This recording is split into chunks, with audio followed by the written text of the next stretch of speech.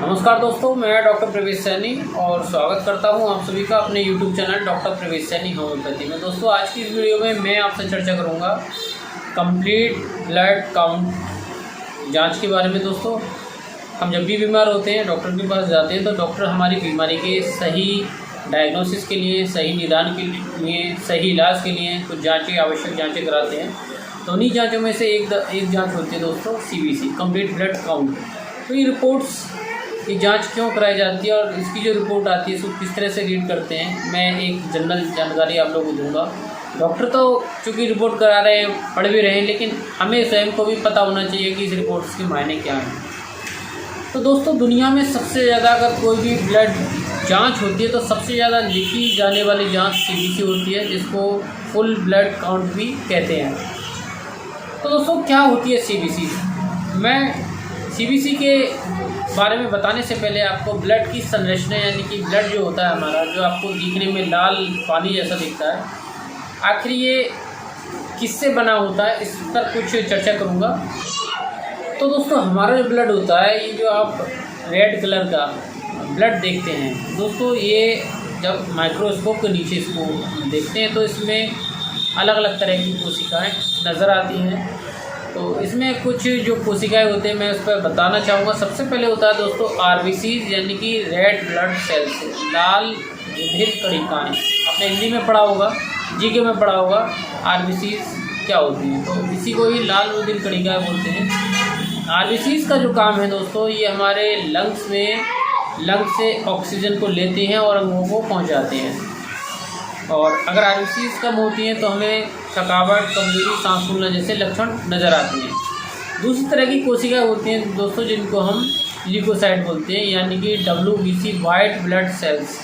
White blood cells होती हैं, ये 4 तरह की होती हैं, 5 तरह की होती हैं। इनका जो काम होता है दोस्तों, वाइट ब्लड सेल्स का, ये हमारे शरीर में कोई भी इन्फेक्शन आता है, किसी भी तरह का इन्फेक्शन है, एलर्जिक रिस्पॉन्स है, उसके खिलाफ ये इम्यूनिटी डेवलप करती है, यानी कि इन्फेक्शन से फाइट करती है। जो भी हमारे शरीर में बाहरी शत्रु घुस रहा है किसी भी रूप में, उसके खिलाफ ये तुरंत एक्शन लेती हैं और उसको मार भगाती हैं।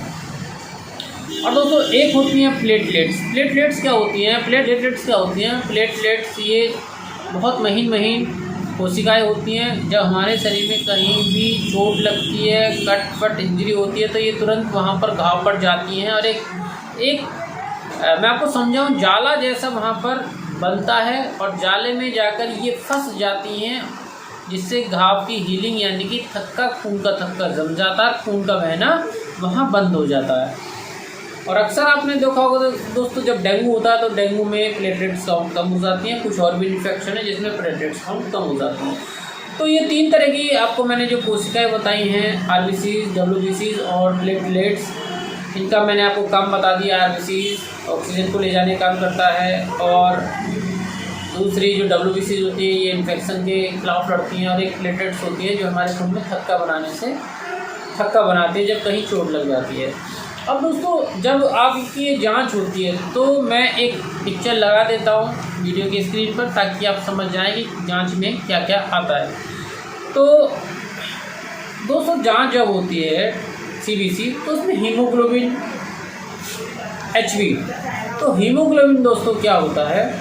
हमारे शरीर में हीमोग्लोबिन एक प्रोटीन होता है जो RBCs में मौजूद होता है, और इस हीमोग्लोबिन से ऑक्सीजन के मॉलिक्यूल्स, अणु बाइंड होकर अंगों तक जाते हैं।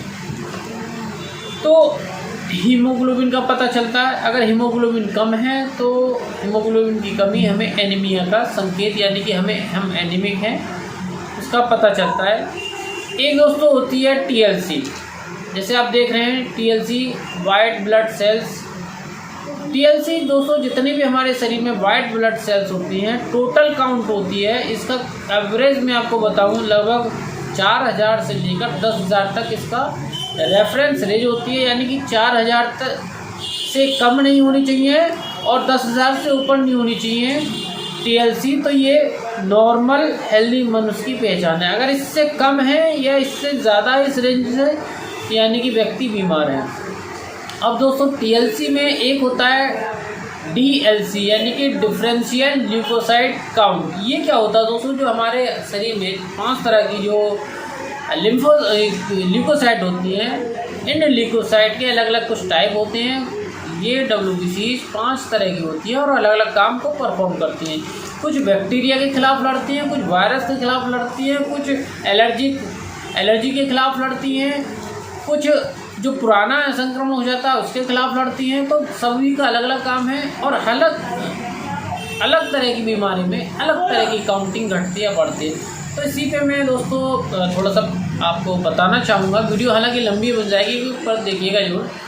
तो सबसे दोस्तों पहले नंबर की होती है जिनको हम न्यूट्रोफिल्स बोलते हैं। न्यूट्रोफिल्स दोस्तों इसकी अगर मान लीजिए कि कहीं 100 है परसेंटेज इनकी होती है, यानी कि कहीं अगर 100 लोग हैं तो 100 लोगों में सबसे ज़्यादा जो काउंटिंग होती है वो न्यूट्रोफिल्स की होती है। ये लगभग 40 से 70% तक न्यूट्रोफिल्स WBC का जो टोटल होता है, जो मैंने आपको बताया 4000 से 11,000 के बीच में, तो उस काउंट का लगभग 40 से 70% अकेली न्यूट्रोफिल्स होती हैं। दूसरे नंबर पर दोस्तों लिम्फोसाइट होती हैं।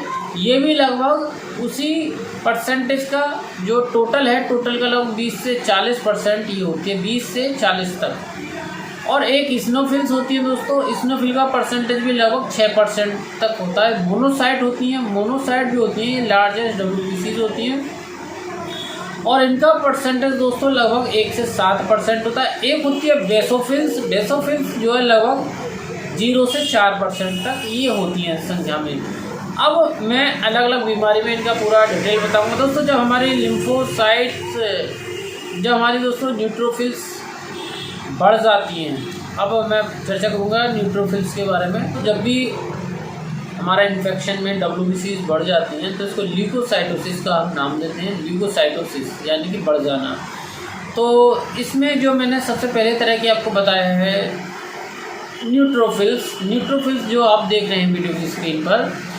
न्यूट्रोफिल्स दोस्तों इनका परसेंटेज 40 से 70 तक होता है। अगर ये बढ़ जाती है तो ये न्यूट्रोफिलिया की कंडीशन कहलाती है और अगर ये कम हो जाते हैं तो न्यूट्रोपीनिया की कंडीशन बोलते हैं। अगर ये 7000 से ऊपर हो जाती हैं तो दोस्तों ये न्यूट्रोफिल बढ़ जाना यानी कि न्यूट्रोफिलिया। तो ये किस कंडीशन में होता है? जब भी कोई इन्फेक्शन आता है, एक्यूट इन्फेक्शन आया दोस्तों शरीर में, तो सबसे पहले न्यूट्रोफिल्स की ही संख्या बढ़ती है।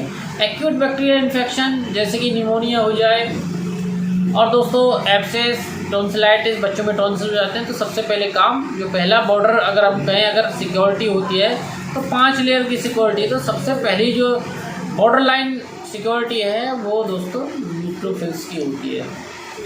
और न्यूट्रोफिल्स कम कहाँ होती है दोस्तों किस बीमारी में? तो टाइफाइड, इन्फ्लुएंजा, मेजर्स यानी कि जो अधिकतर जो वायरल इन्फेक्शन है या क्रॉनिक इन्फेक्शन है वहाँ ये कम हो जाती हैं। TB में ये कम मिलेंगी। और दूसरे दोस्तों जो लिम्फोसाइट्स होती हैं जिनकी जो संख्या वो 20 से 40% होती है। तो लिम्फोसाइट अगर बढ़ जाती है तो इसको हम लिम्फोसाइटोसिस बोलते हैं और लिम्फोसाइट अगर काउंट कम मिलती है तो इसको लिम्फोसाइटोपिनिया बोलते हैं। तो दोस्तों ये कहाँ मिलेंगे? तो इसमें अगर बात करें कि 4000 से ज़्यादा हो गई है तो ये एक्यूट कंडीशन में मिल सकती हैं, जैसे पर्ट्यूसिस हो गया, क्रॉनिक इन्फेक्शन जैसे TB में और सिफिलिस जैसी बीमारी में इनकी संख्या बढ़ जाती है, जबकि न्यूट्रोफिल्स डाउन होती है वहाँ पर। अब न्यूट्रोपीनिया यानी कि लिम्फोसाइट कम मिल रही हैं आपकी रिपोर्ट्स में, तो ये किन कंडीशन में हो सकता है दोस्तों? बोन मैरो में आपके कोई कमी है, यानी कि जो हमारी लिम्फोसाइट है बोन मैरो से बढ़ रही है, वहाँ बोन मैरो जहाँ उत्पादन ही कम हो रहा है, अगर वहाँ कोई बीमारी है तो ऐसी कंडीशन में ये होती है। या फिर कोई ऐसा ट्रीटमेंट जहाँ आपके बॉडी के इम्यून रिस्पॉन्स को डाउन रखा जाना जरूरी है तो वहाँ पर भी ये कम मिलते हैं। जैसे कि कोई स्टेरॉयडल थेरेपी चल रही है या कोई और इलाज चल रहा है तो वहाँ इनकी संख्या कम मिलेगी। अब दोस्तों एक है मोनोसाइट्स। मोनोसाइट में हम बताएं तो मोनोसाइट जो होती है ये सबसे लार्जेस्ट लिम्फोसाइट्स होते हैं, तो ल्यूकोसाइट्स होती हैं। ये कहाँ बढ़ जाती है दोस्तों? इनकी हम बात करें, इनका जो परसेंटेज होता है लगभग 1 से 4% तक होती है। ये TB में, सिफिलिस जैसे इन्फेक्शन में बढ़ जाती हैं। वायरल, प्रोटोजोल, मलेरिया, टाइफाइड जैसी कंडीशन में बढ़ जाती है दोस्तों। अब बात करें दोस्तों इस्नोफिल्स। इस्नोफिल्स क्या होती हैं? आपने एक बीमारी सुनी होगी इस्नोफिलिया। इस्नोफिलिया में क्या? तो दोस्तों इस्नोफिलिया में क्या होता है कि इस्नोफिल्स की काउंट बढ़ जाती है। इस्नोफिल्स क्या होते हैं दोस्तों? कोई भी जैसे व्यक्ति धूल से, मिट्टी से, गंध से, छींक से, किसी भी तरह की एलर्जी है तो उसकी इस्नोफिल्स हमेशा बढ़ी हुई मिलती है। एलर्जिक रेस्पॉन्स के लिए उत्तरदायी ये लिम्फोसाइट्स होती हैं दोस्तों, और अगर ये बढ़ जा रही हैं तो इस कंडीशन को हम इस्नोफिलिया बोलते हैं, और अगर ये कम हो रही हैं तो इस कंडीशन को इस्नोपीनिया बोलते हैं दोस्तों। कहाँ बढ़ सकती है दोस्तों? ये जहाँ भी एलर्जिक रेस्पॉन्स है बॉडी का वहाँ ये बढ़ जाती हैं। पैरासाइट इन्फेक्शन, पेट में कीड़े हो जाएं, राउंड वर्म, टेप वर्म जैसे हो जाते हैं, वहाँ बढ़ सकते हैं। स्किन की डिजीज़, एलर्जिक कंडीशन, अर्टिकेरिया, पित्त उछलना आदि कंडीशन में बढ़ जाती है। और एक होता है दोस्तों स्टेरॉयडल थेरेपी। स्टेरॉयडल थेरेपी अगर चल रहा है तो ये इस्नोफिल्स काउंट आपकी कम हो जाती है। अब बेसोफिल्स तो सबसे जो बहुत कम पाई जाने वाली होती है दोस्तों, ये बेसोफिल्स होती हैं। इनके अंदर कुछ हिस्टामिनिक एंजाइम्स होते हैं दोस्तों, जो किसी भी एलर्जिक रेस्पॉन्स के लिए ज़रूरी होते हैं। तो जो बेसोफिल्स अगर बढ़ जाए दोस्तों तो ये कंडीशन कहाँ होते हैं? ल्यूकेमिया यानी कि ब्लड कैंसर में, पॉलीसाइथेमिया वेरा, और भी बहुत सी कंडीशन है जहाँ ये बढ़ जाती है। अब दोस्तों जैसा एक आपको बताया था, हीमोग्लोबिन के बारे में बता दिया। हीमोग्लोबिन एक प्रोटीन है। हीमोग्लोबिन की कमी एनीमिया कहलाता है, और इसके लक्षण में जैसा बताया कि थकावट, कमजोरी, सांस फूलना आदि लक्षण होते हैं। अब दोस्तों आरबीसी काउंट एक मेन चीज़ होती है। सीबीसी का एक होता है आरबीसी काउंट, यानी कि हीमोग्लोबिन आपके आरबीसी में होता है। अब आरबीसीज आपके ब्लड में कितनी नंबर ऑफ आरबीसीज हैं, ये हीमेटोक्रिट बोलते हैं इसी को। तो इसका मैं जानकारी दूंगा। हालांकि जो कॉमन सी अगर हम देखें, हमें केवल हमारे हीमोग्लोबिन टीएलसी डीएलसी से ही मतलब होता है। कंप्लीट ब्लड काउंट का एक पार्ट होता है हीमेटोक्रिट। इसको भी मैं समझा देता हूँ। जैसे आप देख रहे हैं स्क्रीन पर एमसीबी, आपकी रिपोर्ट में ये सब चीज़ें लिखी रहती हैं, एमसीबी, एमसीएच, एमसीएचसी। इसका क्या मतलब है दोस्तों? ये हालांकि आप लोगों के लिए ज़रूरी नहीं है, फिर भी मैं आपको बता देता हूँ। जैसे कि एक होता है पीसीबी यानी कि पैक्ड सेल वॉल्यूम। एमसीबी क्या होता है? मीन कार्पसल वॉल्यूम, यानी कि जो आपकी टोटल आरबीसीज होती हैं उनका एक एवरेज वॉल्यूम ब्लड में कितना है। ये लीटर बाई लीटर, जैसे आप परखनाली में 100 ml ब्लड है और वो ब्लड जब तरल जम जाता है तो आरबीसी नीचे बैठ जाती हैं और प्लाज्मा ऊपर आ जाता है, तो उसी का ही वॉल्यूम, आरबीसी का क्या वॉल्यूम है उसी को चेक किया जाता है।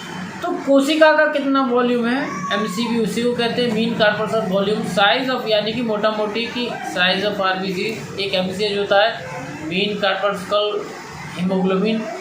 मीन कार्पस्कुलर हीमोग्लोबिन कितना है, यानी कि आपके आरबीसी के अंदर कितना एचबी है। एक होता है एमसीएचसी, यानी कि मीन कार्पस्कुलर हीमोग्लोबिन कंसनट्रेटेड, कितना हीमोग्लोबिन कंसनट्रेट है, हीमोग्लोबिन ज़्यादा है कम है। तो ये कुछ काउंट होती हैं दोस्तों।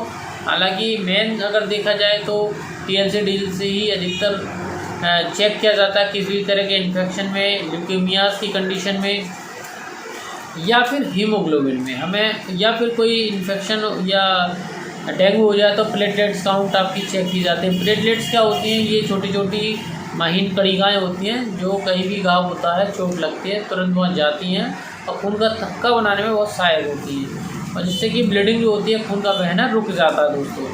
तो ये मैंने जानकारी दी है, और आपको अगर जानकारी अच्छी लगी तो कमेंट कर सकते हैं। किसी और ग्रुप में भी आप इस जानकारी को भेज सकते हैं।